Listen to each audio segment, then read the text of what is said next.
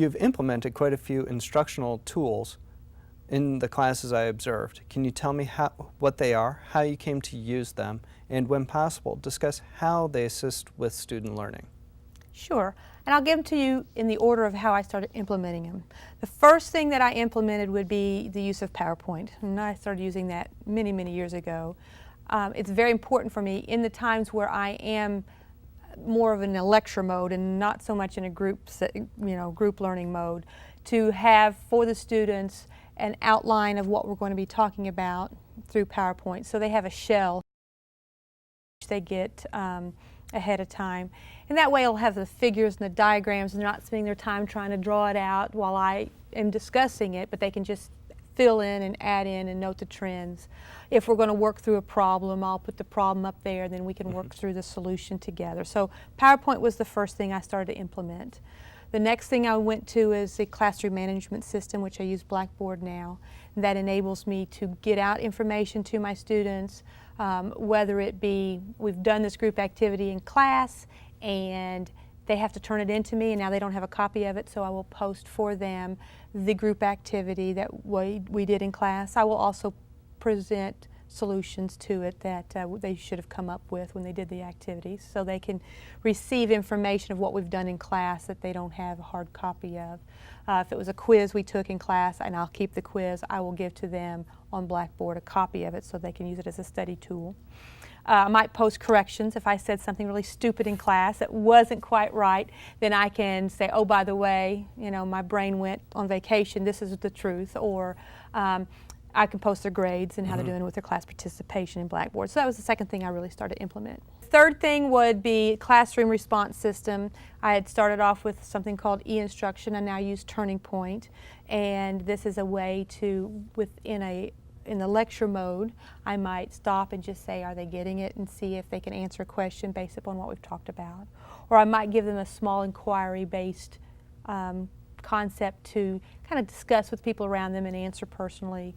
Or if we were doing a group activity, a real full-fledged where they're working on a activity, I might put up a turning point question that just, when you get to this point, respond to this, and that way it keeps them going and I know where they are in the activity.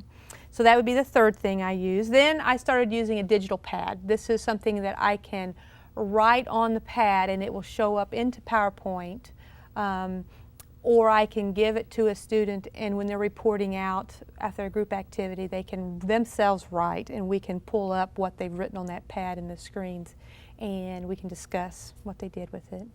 And kind of look up here and decide where you want to start writing it down a little bit. You'll see that little red dot. See that red dot? Move it down a little lower, a little lower, a little lower, a little lower. There you go. Start it there. Yeah. And then the next thing I started using was Camtasia. Started podcasting my lecture. Sometimes I re-podcast my lecture because I forgot to turn my mic back on, so I can go home and I can re-record what we talked about and get it on as a podcast for my students.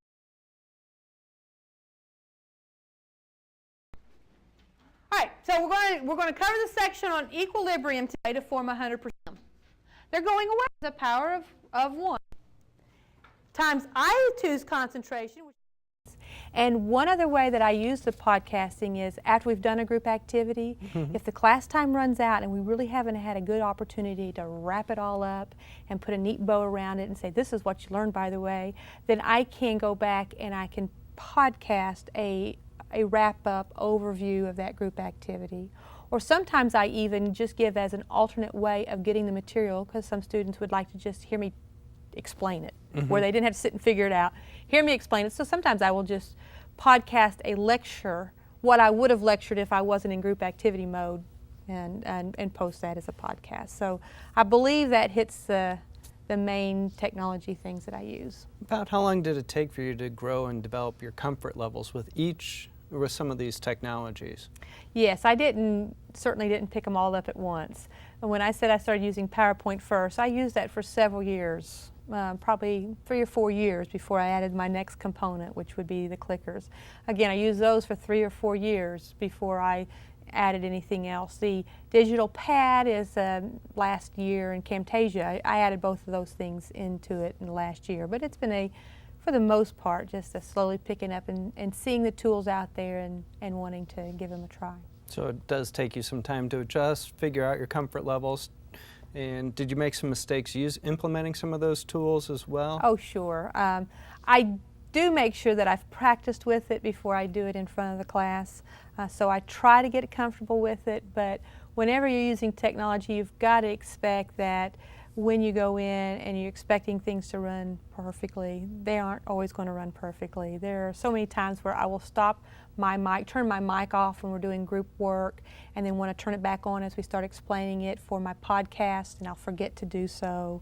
Or the computer will just freeze up because I'm trying to run 3 applications at once on my computer. So it'll just freeze, and I can't even convince it to go through a Control-Alt-Delete and in that task.